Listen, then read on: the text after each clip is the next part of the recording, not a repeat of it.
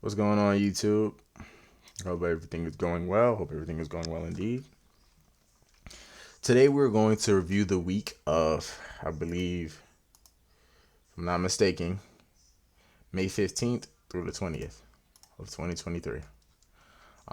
This week, right, starting off Monday, we definitely looking at the daily buys, and let's get rid of all the drawings real quick. Just hide them. So, this week, right, coming at it from a daily look, right? Monday started here. We definitely expected price to continue lower to come to these lows down here, right? That's what we was kind of looking for. Now, price this week was not the best. It wasn't really too exciting. Not too many moves we got, but we still did get some moves towards the downside. And at the end of the day, it still played out. If you look at the weekly candles, the weekly candle formed as pretty much a doji, which makes sense. Next week, what do I kind of see happening? Just kind of seeing this week kind of taking out these weekly highs as well. Um, let's talk about next week later. Let's just get into this week and the trades that we took. So we understood that, okay, cool. Here, Monday, we have Monday manipulation, and this is where Sunday low is as well. And I believe, if I'm not mistaken, price did not close above Sunday's low. Let's see. Below. And as we see, it did not. So this was one week where it was really, really weird. I'm gonna be honest. I believe I had taken. No, I didn't take no trade here. Yeah, it was too late for me. But it was a trade set up here. That if we look at it, and let me kind of get rid of this and this, get rid of the extra makeup. So if we kind of look at it, right? Actually, I might need this. Actually, let me get rid of this. Let me just put on sessions. This is it. Get rid of Asian. I keep London green. Let's keep New York blue though. I like that color. All right, cool. So on Wednesday, which was pretty much the best setup that I was kind of looking for that we did not get during New York Open. But during Sunday, we did get a break above these highs to go lower, come back to retrace there. Pretty much could show you, come back to the fair value gap on the 15 minute and then proceed to drop. This was the best setup all week. Honestly speaking with you, this was really the best setup because everything else was just boo boo. I mean, we had this right here. We get this London move here, but man, it just, New York followed suit. It retraced and followed suit. But didn't give us one of our entries, so we didn't take the trade here. This was my setup for the week, but it just happened too late for me, man. You get to take out above highs, retrace back to here. Beautiful target down here. Target hit next New York session. And it looks like it would have uh, been a good maybe 1 to 5, 1 to 6. Yeah, good 1 to 6 hit. But this is the setup that I was really looking for. And it just didn't happen, and that's perfectly fine. We was kind of looking at the week, and we also wanted to keep in mind, we wanted to test the theory that if London follows bias, New York will retrace. So here on Monday, London followed bias, and the theory that I was kind of testing out this week is to see if when London followed the bias, did New York retrace and continue, or did it do something else, right? So here, to me, for example, London did follow bias because it was, kind of closing down, breaking lows, and it started to drop a little bit lower. I guess it was just kind of retracing for that Asian session, which we could draw right here. So it was kind of retracing for that Asian session here. An Asian session. Let me see something really quickly. Yeah, let's just do 9 because I don't want to get too confused. Oh, we can't do that. Huh, funny. Oh, well. Anyway, Asian session started off. It just head down. London was the retracement, and then it decided to start following suit pre New York. Now, pre New York happened, it retraced and followed, right? So I highlighted that just to remember, right? Seeing that, right? Now, next day, I wanted to see, since London did not follow the daily bias of being bearish, would New York reverse? And I guess you can say it did, since it took out these highs right here. I guess it took out these highs right here, then took out these lows, and then immediately it started going right back up. I'm not really too sure about that.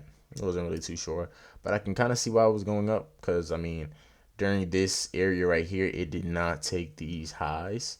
So maybe if it took these highs right here, it would have completely reversed, but it didn't do it. Now London followed bias again, right? So now that London followed bias, I wanted to see what New York would do. London followed bias going down, New York retraced, and then continued its downwards trajectory. So far, that the one thing that I'm learning so far is that when London follows bias, New York will retrace and continue. Well, it doesn't happen all the time, but it sure did happen a good bit. And now, what I'm trying to also find out is what happens when London doesn't follow bias. And that is a little bit more trickier. I can't really get a clear read on it because I thought, okay, cool. When London didn't follow bias, New York would just retrace and recover the move. But it only works on certain cases. Sometimes New York just literally consolidates, and it's something that I'm gonna definitely trying to figure out over time. Now, the trade, I believe I took 2 trades this week. No, I'm not sure, right? I think I just took one. I'm not too sure. But the one trade that I did take, man, I'm not gonna lie, I was pretty solid in it.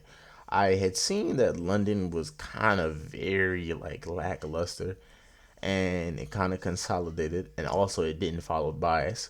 So I came to the conclusion that, hey, listen, it took out the highs right here, right? When it took out these highs right here, I instantly waited for a fair value gap entry right here, which it gave me here. Go down to the lower time frames, you'll see it. So when it took out these highs that was over here, relative equal highs, it took out these highs right here. Came up, got my entry right here. I was just going for lowest hanging fruit possible. And unfortunately, it did not stop and continue, and it stopped me out. And that's just part of the game. Charge it to the game. It also took out these highs up here, and it looks like it took out these as well.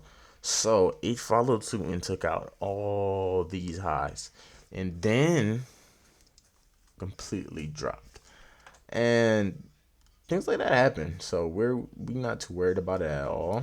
Um, but the main lessons that we learned this week was definitely the London. If the London is following the daily bias, you can expect a good 60-75% of the time that New York will follow suit, but it will retrace first. And that is a very key thing that I'm actually kind of glad to come out this week with, because we first learned it from ICT Market Maker Series course, and I just wanted to kind of back test it, and I did back test it. I noticed it was happening a lot, but I wanted to see it happen in the live action markets, which it did. So in my book, we came away from this as a week. We came away this week from a victory, pretty much. But yeah, that's what this week has kind of happened. That's what kind of happened this week. So I kind of want to um make, because I'm documenting every week. So I am going to 05 when it started 15, yeah, 05 15 23 dash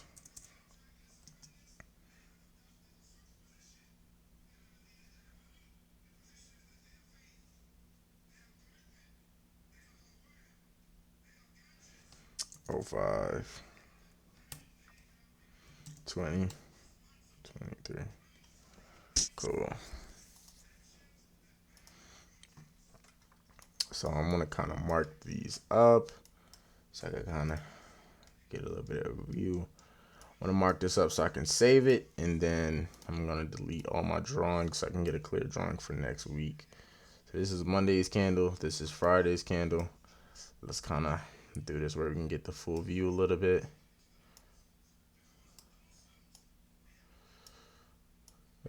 Break it down, break it down, break it down. Cool. All right, cool.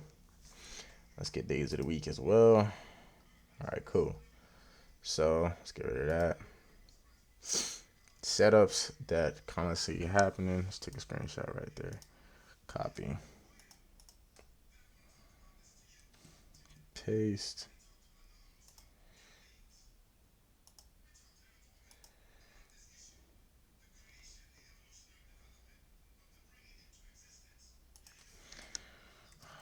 Bias for the week.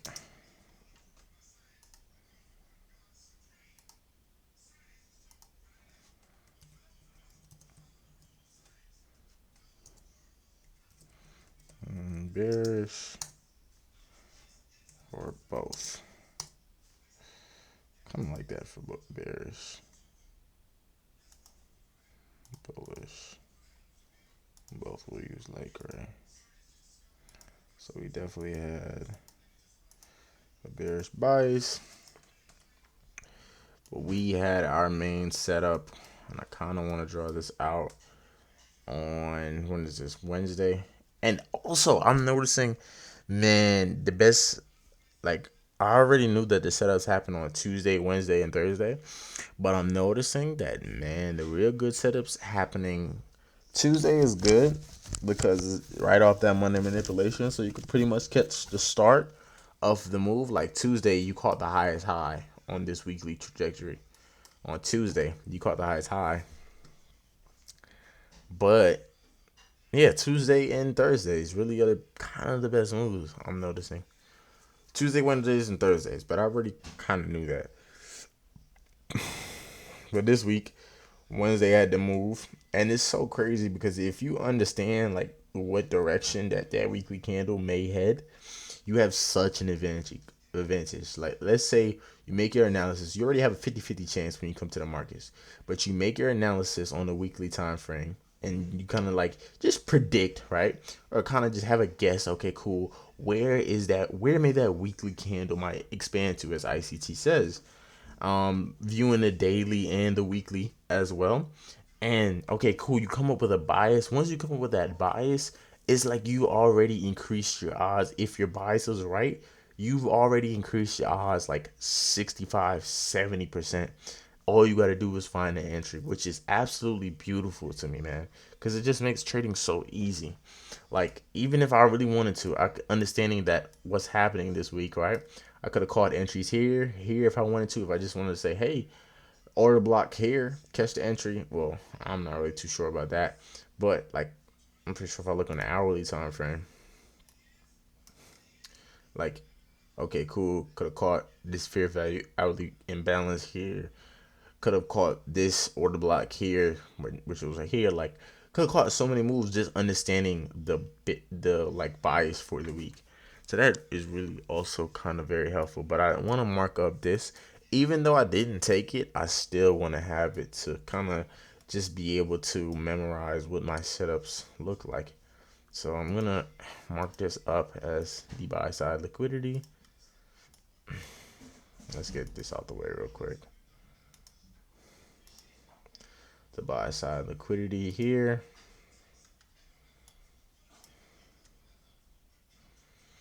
Fortunately, on the 5-minute time frame, we did not get anything, but we can mark it up on the 15, honestly. We just need some reason for entry, that's all. Where'd it go? Here it is. Mark this up here, because I want to mark up the days where the setups happened. Fair value gap.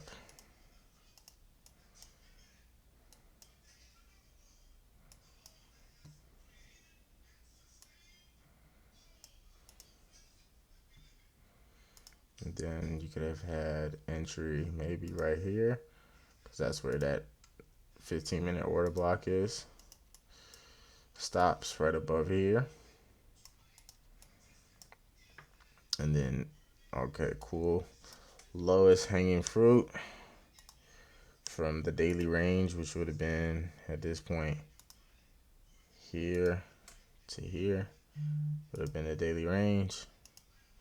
Could have easily had, this is the 50% mark. You could have had target 1 right here, which honestly speaking, in this case would have been the lowest hanging fruit. Coordinates pretty much. Target 1, right? If we wanted to, pretty much you could have stopped right there, which really honestly would be good enough. You could have had right here target 2.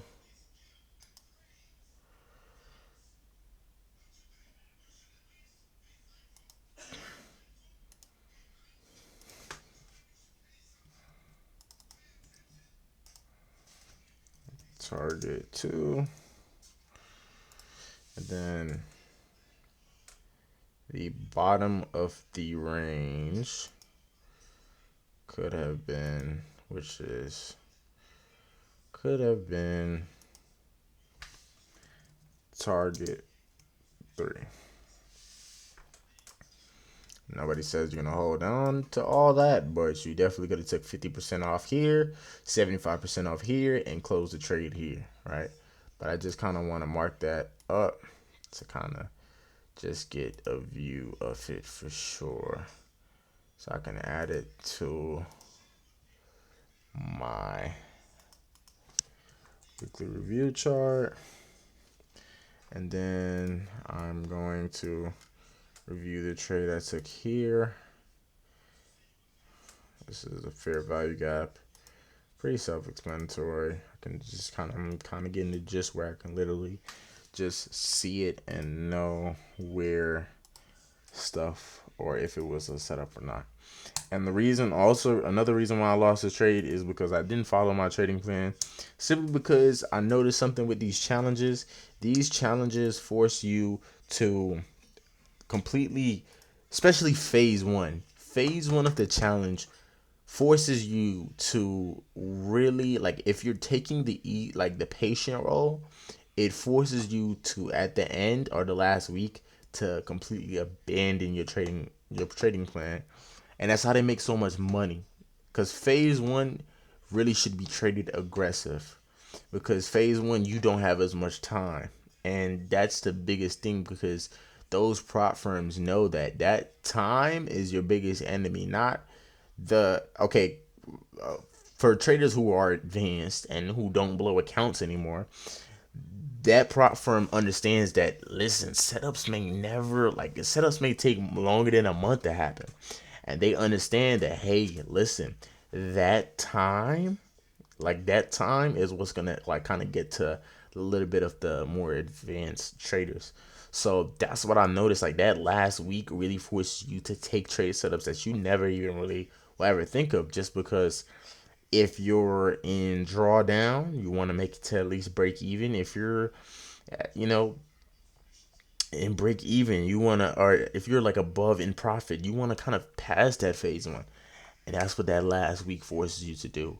I don't trade Fridays. From just learning my strategy, my only trading days are Tuesday, Wednesday, and Thursday.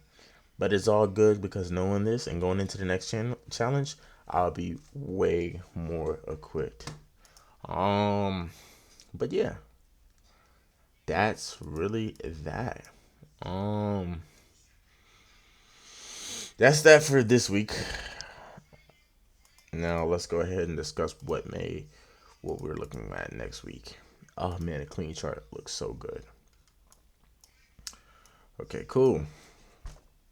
So next week, this week we seen.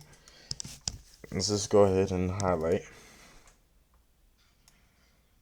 This is this week's, what happened this week, right? We seen that, right? So going into next week, we can assume the continuation lower to here. We can assume that, right?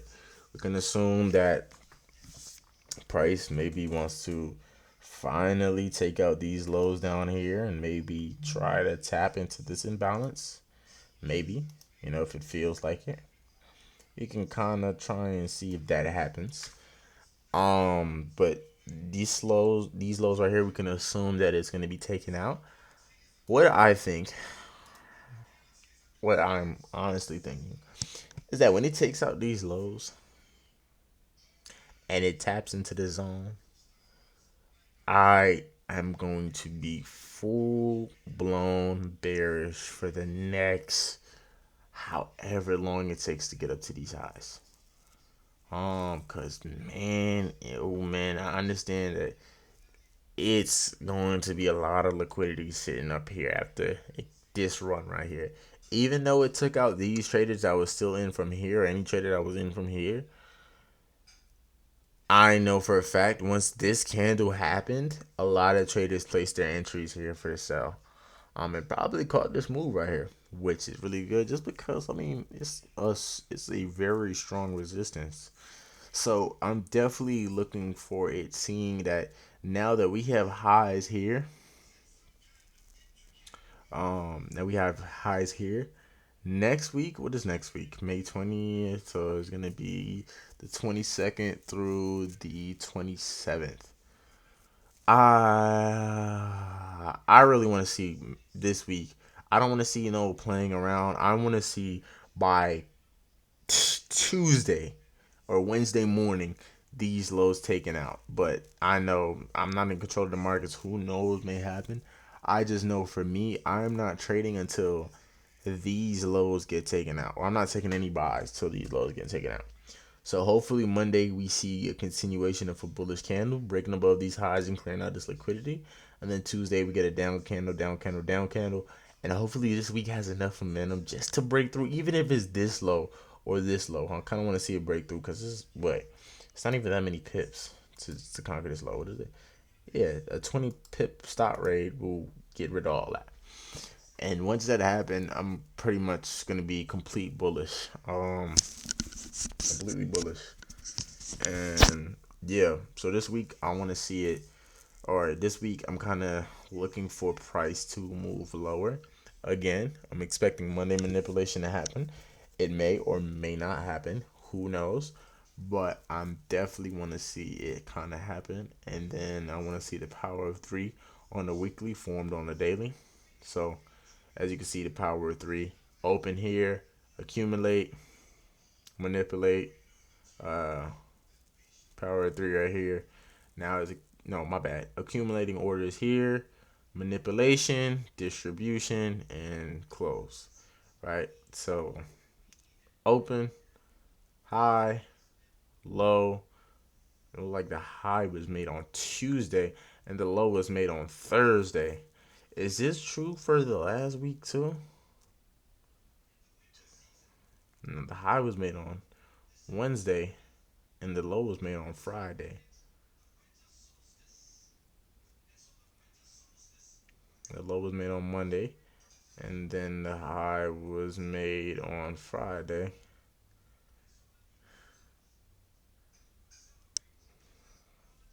High was made on Tuesday. Low was made on Friday. So the high either is gonna get made on Monday or Tuesday.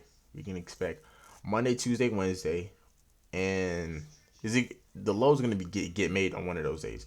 Monday, I mean the high or low is gonna get made on either Monday, Tuesday, or maybe Wednesday, right? But we know for a fact that the lows, if we're bearish, and highs, if we're bullish, is gonna get made around Friday, Thursday or Friday. So just kind of seeing that. That's why I kind of want to see the power of three form again, but we'll see what happens. But yeah, that's my weekly forecast, and my recap for last week. I hope you guys enjoy and gain some type of value from it. And some of the lessons that I went over this week. Um, I hope that it'll be gratefully appreciated to my future self. With that being said, peace and love, and until next time.